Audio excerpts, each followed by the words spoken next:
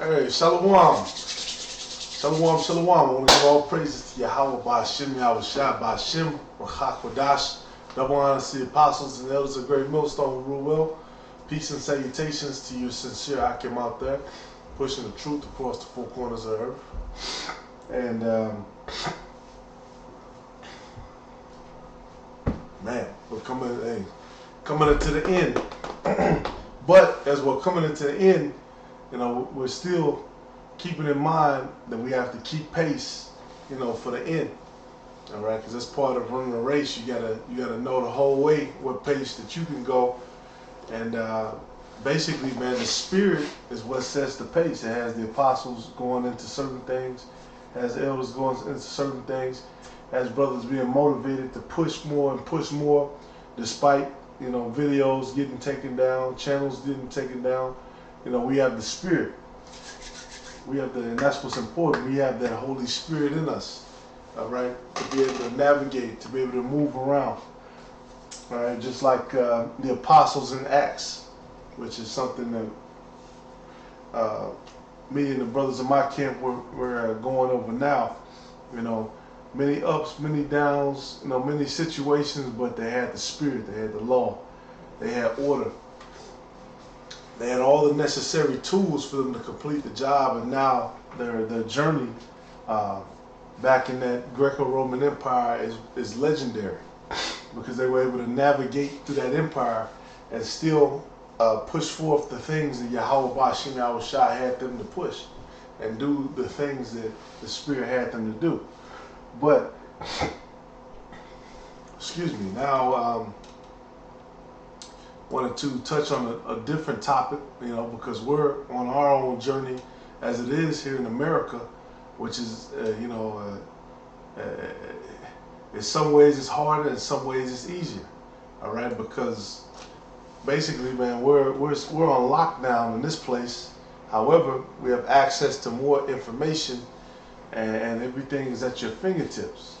And this is something that I was reviewing because one thing that people like to question when they come up to the camp, you know, of course they like to play the game with the Gentiles and not understanding that they're Israelite foreigners, and not understanding that you had our people who are scattered. But also, what this devil did is the scriptures talk about, he covered the faces of the judges, and not just physically covering the pictures of our people and covering the pictures and the images that we set up, but covering actual people throughout history. And that's one of the more reasons for him to be the devil, because you have so much confusion and chaos because people don't know and they don't fully understand our history. All right, take it for Esau. This is the quick history on Esau. Now we know Esau was given Genesis 27. We know he was going to be given the fatness of the earth, which every empire he's had has been broad. All right, the Roman Empire, hell, to an extent, kind of the Khazarian Empire, because those people went up and you know, they started those are the building blocks kind of for Russia. You know, of course, America.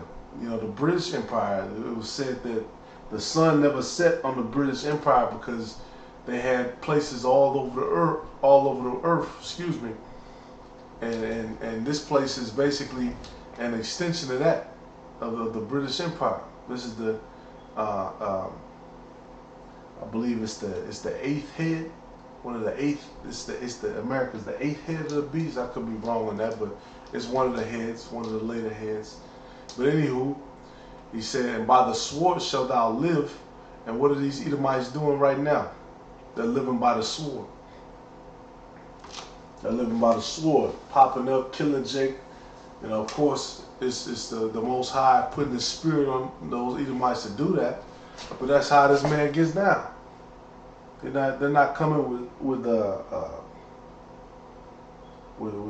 you know, they're in trade wars now, but the number one thing this man comes with when he came to these different countries and these ages of exploration, they came with the sword.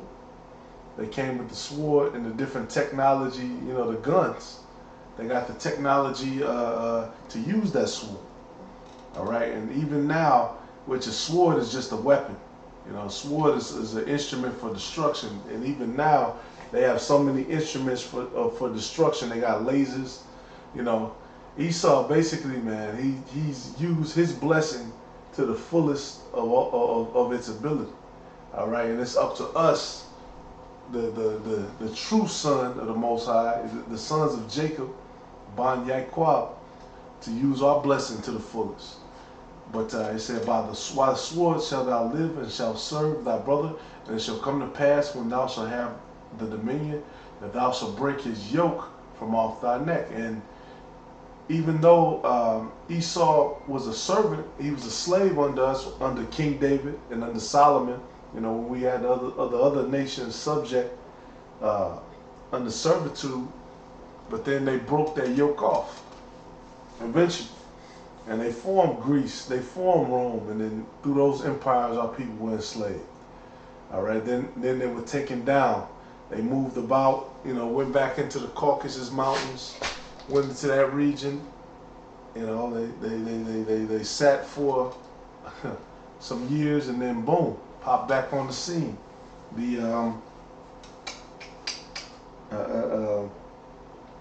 Because it was after 1,000. The scriptures talk about the serpent's womb for 1,000 years, but the Renaissance, Salakia, popped back up with the Renaissance, destroyed our images, destroyed our faces, and here we are, a couple hundred years later.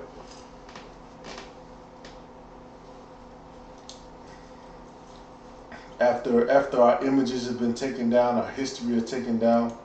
One of the things that this man likes to hide is his history, and he likes to hide amongst our history because of the you can see the baseness on who he is. All right, and let me show you. And it says,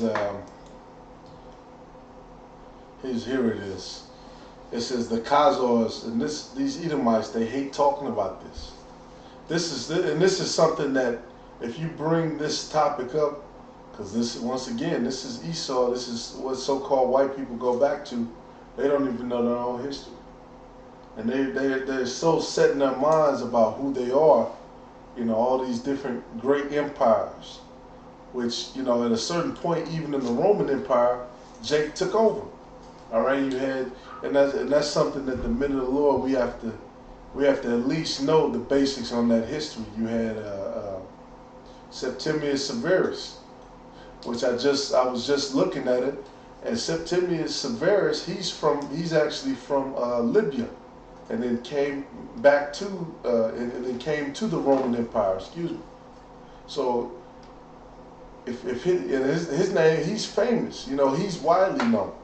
So if he's from Libya, how could he have been a so-called white man? And that's one of the important pieces of history that brothers have to make sure they know. Myself first and foremost, because it's a lot of history. It's a long history. But one thing that we have that these other groups don't have, that Esau doesn't have, because that's another thing too. When you don't understand who people are and what they're doing, where they're going, you don't understand history. All right, if the other nations were all created in number according to us, according to the will of the Father, for them eventually to become servants unto us, because the scriptures talk about, the Lord's going to basically make servants of these other nations, and we're going to rule over them with iron. Well, we have to kind of understand the favor and the mercy that was shown unto them by the Father, because every one of these, every one of the nations, every one of the 18 nations created by the Most High, I want to see every last one, they've had a chance to have a certain rulership over the earth for a certain amount of time. Even Esau. Okay, we know, of course, he's ruling now. But just like his empires fell before, because Rome, it was, the way they read about Rome is fucking bulletproof. Or excuse my French, Rome is bulletproof. It can never be taken down. And notice they don't like to show the end of Rome. They never like to put that in modern media. But anywho, I'm jumping around all over the place. Salakia. It says the Khazars maintain cordial relations with the other superpower of the day, the Byzantine Empire, which we know Byzantine, that was a lot of Jakes. Excuse me. That was Jake. For instance, during the 7th century, the Khazars provided military aid to the Emperor Heraclius during the campaign. Let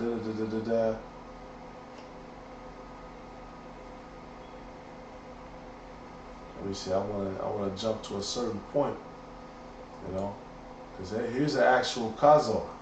Notice they don't show his face though. They don't show his features. These look like him too. But even these pictures that are created, a lot of these pictures were created at later dates. And then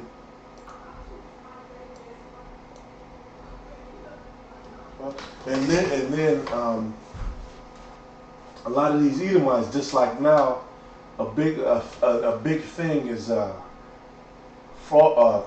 creating fakes. People can create fakes of certain art. Well, a lot of these Edomites, they can actually create a picture that looks like it was back during a certain period, but it wasn't. So ultimately, we have to filter everything through the scriptures, but we kind of use what's given, for a certain edification, right? Scriptures talk about let all things be done through edification. Yep. And here we go. The Khazars' conversion to Judaism, which they were so-called quote unquote converted. And notice one thing they don't show. They don't show a picture of what they look like. We know what they look like. Let me see. I had something. It says the Khazars have no doubt encountered both Christianity and Islam through their interaction with the Byzantines and Arabs, as well as their dealings with merchants. Blah blah blah. Judaism began to spread. Basically, because you had a certain amount of them which were converted to our religion, and later on that branched off into them, not converting into our religion, but for them to be exposed to the faith and exposed to the Bible and all those things, and they took that and they, a lot of wickedness and a lot of idolatry was placed in line with the Bible, right? That's what Constantine is known for, taking secular things and mixing them with biblical things. And then it was given to them. I put it like that. Keep it simple. All right. And again, these are all very vague pictures, and they don't truly capture who the Khazars are. All right. Here's a tour, because this is another thing that popped up on my computer. Tour Georgia, which you look at a lot of these pictures, you see a lot of houses on the side of these mountains. These being Edomites dwelling in the cave. This is around that Caucasus region in the mountains. And who do you see? You see Esau.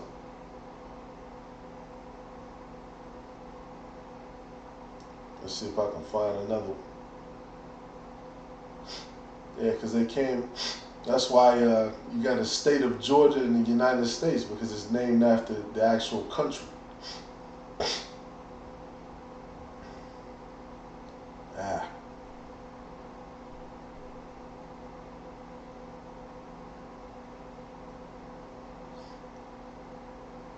But anyway, you get the idea. You get the idea. I don't have it off the top of my. Okay, here's another good one. I don't have the off the top of my computer. I should have saved it. I don't have it, Salaki. But you get the idea. They dwell. It's looking like Rome. All right. Here's 2 Timothy 3:16. It says, all scripture is given by inspiration of the Most High and is profitable for doctrine, for reproof, for correction, for instruction in righteousness. And one thing that we know that the winner writes history. You know what I mean? We know that the winner writes history.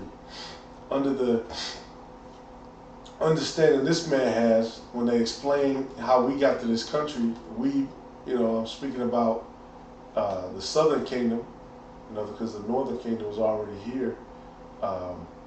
They'll make it seem like they just walked to Africa, they put a couple cuffs on us, and that was it. No, we know that there were probably a lot of battles, probably a lot of different battles and wars going on with us resisting and trying to take out Esau, take out Ishmael, take out Ham, but it was prophesied for us to go into slavery. So that's just what it was. And Esau doesn't write about that. He doesn't write about any resistance. He doesn't write about how many casualties he was, anything like that. All right. History is written by Esau, but the Most High has given us the tools to see through this devil and to see into his mind. And this is all of this is by inspiration of the Most High. The New Testament, the Old Testament, the Apocrypha too. It's all for profitable for doctrine, for reproof, for correction, for instruction in righteousness. Even though this devil has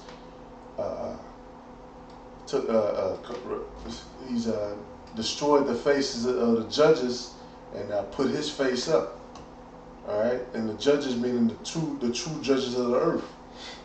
Just like in Spain and Portugal, in that region, you got Edomites calling themselves Sephardic Jews. And the word Sephardic, it means people of the book. Now we know the people of the book is who? The Israelites. That's how we know the true Sephardic, the Sephardi, or is Jake. And here's here's another article, because this truth is getting to these Edomites. The truth is coming out. The truth is coming out. It says, look at that, opinion. Ashkenazi Jews are not the cause of us. Here's the proof. Now let's hear this bullshit. In 2010, I was contacted by the chief editor of a volume called Khazaria, Myth and History, put together by the Russian Academy of Sciences. She knew my books on Ashkenazi names and was familiar with my ongoing study of the history of Yiddish, which Ashkenazi, I believe that was one of the sons of Japheth. But anywho, eventually published by Oxford University Press, Origins of Yiddish Dialects. The editor wanted me to write a paper explaining the traces of Jews from medieval Khazaria that she was certain I had observed in my research. Yeah, because that Khazarian history, a lot of that stuff is in private books, certain books that you don't even have access to unless you're, maybe an alumni of the university, or you have the proper clearance at that university, or whatever university that they have that book at, which is few and far in between. And said I tried to politely decline her proposal. I told her that my paper on the topic would be too short for inclusion because it would consist of just one sentence: the corpus of personal names and surnames borne by Jews in Eastern Europe during the last 6 centuries, as well as the Yiddish language as a whole, does not contain any link to Khazaria, which is false. All right, because Yiddish is actually a mix of Hebrew and Germanic language. Yeah, that's Germanic. And, Germany is right next to what? Eastern Europe. So what the fuck are you talking about? It says, yeah, Austria, Germany, that's right next to Eastern Europe. It said the editor insisted that if I was so convinced of this argument, I should write it up. Excuse me, Salaki. For it will be of interest to both experts and lay readers. I finally agreed and wrote a paper. Blah, blah, blah, blah, blah, blah. It says, yeah, here we go. Historiography and linguistics are not formal disciplines like mathematics or logic. Nothing can be proved definitely. You see that? You see how these devils, they create all this gray area for what is true and what's not true. But anywho, you have to have the key. You have to have the key to understand history. All right, you have to have the key, and the key has been given to us, the men of the Lord. All right, through the Spirit and power of Yahweh Bashem Yahushua, we have the keys. Right? Did not the Lord tell Peter, I'll give you the keys to the kingdom, which was told also to Moses before? Was told also to Moses, excuse me. It says, this allows for the introduction of what we might call junk science, a category to which the Khazarian hypothesis belongs. Nevertheless, the absolute, see, and here's where this gets interesting, because, again, we're talking about history, we're talking about what's true, what's not true, what might be true, what's a theory. Well, if the Russia Academy of Scientists came up with this book, and of course we know about the 13th tribe, which also has certain information, I believe, from that book. How can you a linguistics person, disprove all of the history that's placed in all those books? And that comes to the question, who really knows the real history? Who really knows the full timeline of history and every little detail? Because you have certain Edomites, historians, they'll tell you that all of the things in the Bible, all of the history in it is true. You have certain people in theology who know that. But then you have certain other people who, they dispute the history.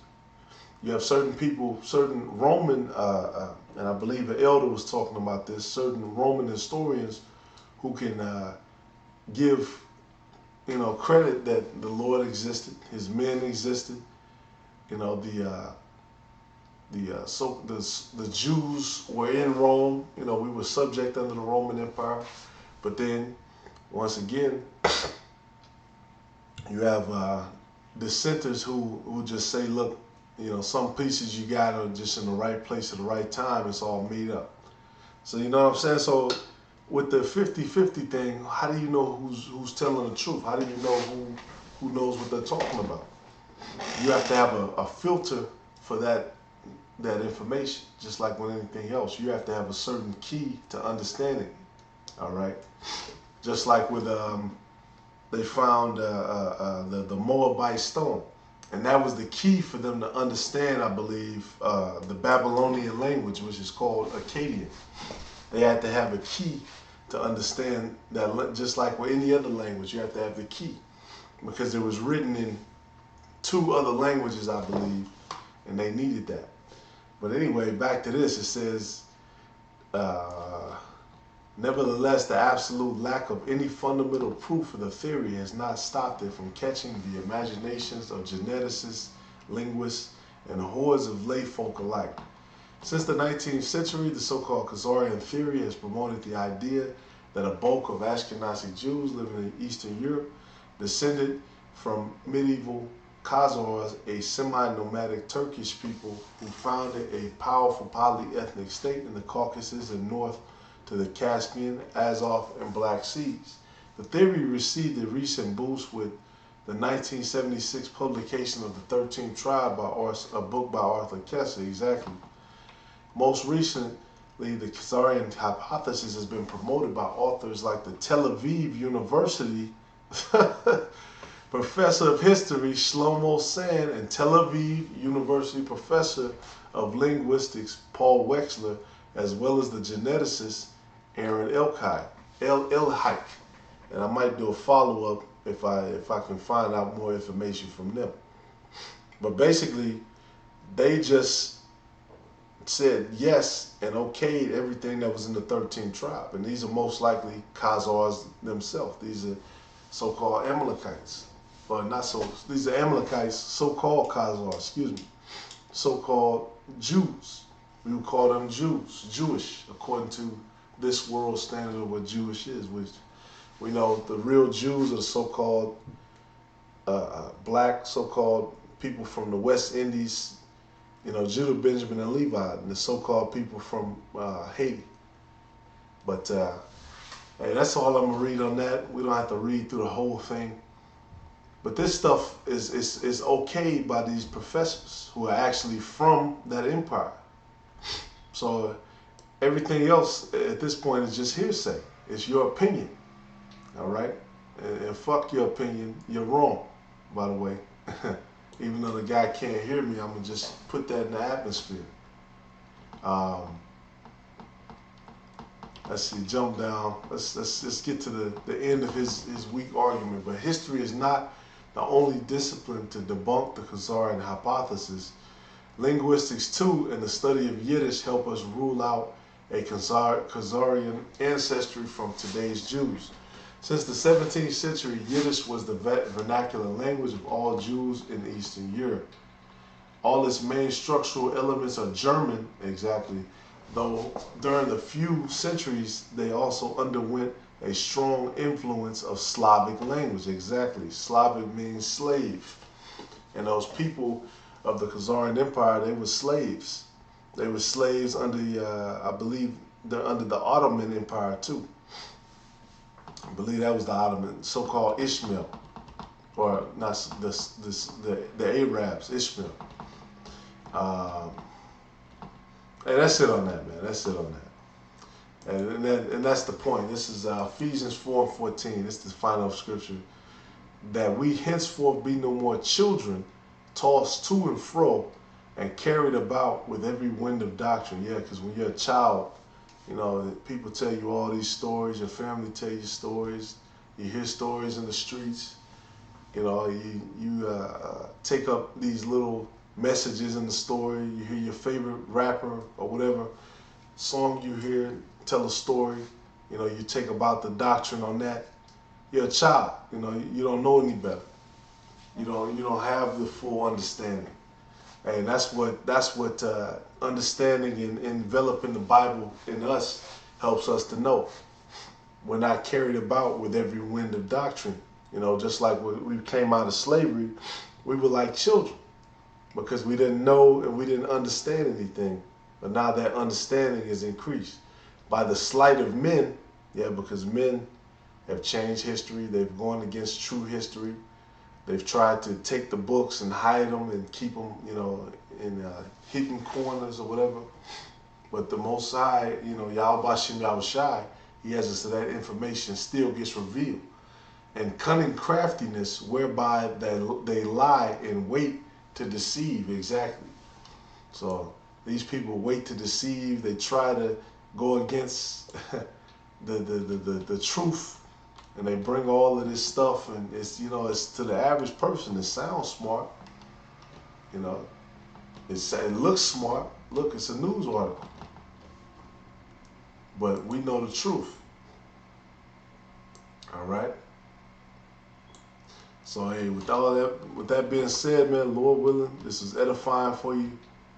I'm gonna do a little more research, try to do a follow up on that particular subject. Call Lord Yahweh Yahweh Shai. Hey, and Shalom.